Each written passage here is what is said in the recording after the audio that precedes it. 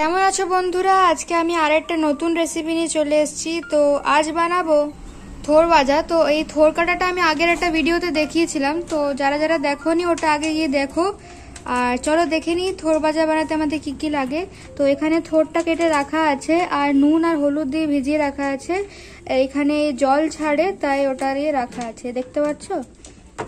আর এই চিনি, তেজপাতা, জিরে, শুকনো লঙ্কা, নুন আর এই হলুদ। তো চলো দেখে নিই। এই সাদা তেল দিয়ে দিচ্ছি। এই গরম তেলে এবার আমরা জিরেটা দিয়ে দিচ্ছি।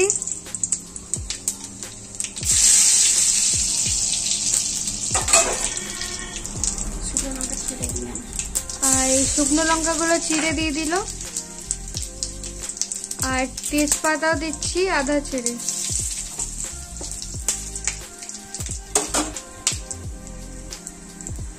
এবার থোরগুলো এইভাবে চিপে চিপে তারপরে দিয়ে দিই। এই জলগুলো আলাদা করে চিপে দিয়ে দিই।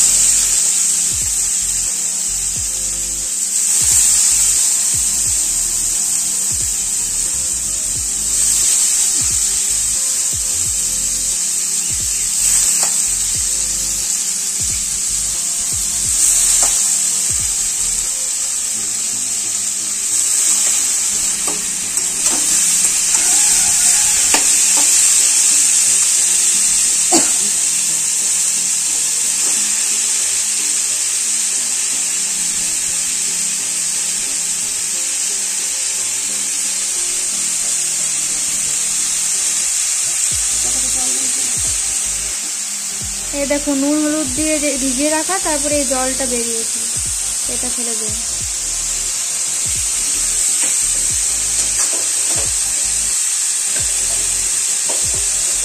এই জিনিসটা অ্যান্টিব্যাকটেরিয়ালেরও কাজ করে।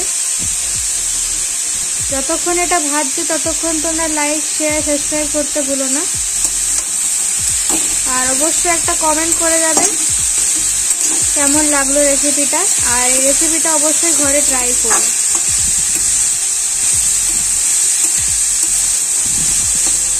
থোর বলতে আমাদের যে কলা গাছের থোর, ওটাকেই বলা হচ্ছে, অনেকে জানে না তাই বলে দিলাম। এবার উপর থেকে অল্প নুন দিয়ে দিচ্ছি।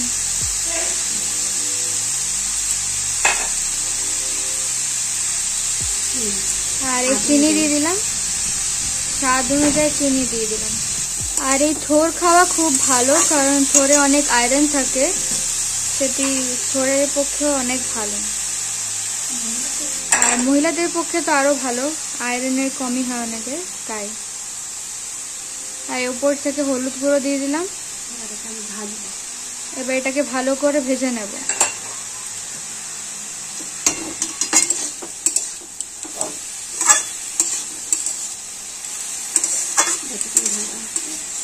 যতক্ষণ না দেখবে লাল লাল ভাজা হচ্ছে ততক্ষণ এটা ভেজে নেবে। এমনি ভাজা হবে, আর একটু ভাজবে।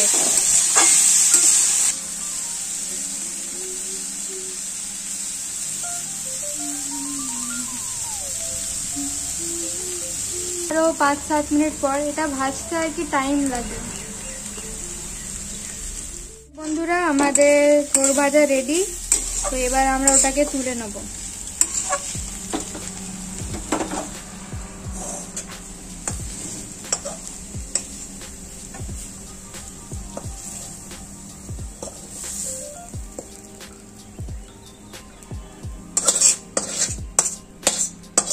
তো বন্ধুরা লাইক, শেয়ার, সাবস্ক্রাইব করতে ভুলো না। আবার নতুন কোনো ভিডিওতে আবার দেখা হবে নতুন কোনো রেসিপি নিয়ে।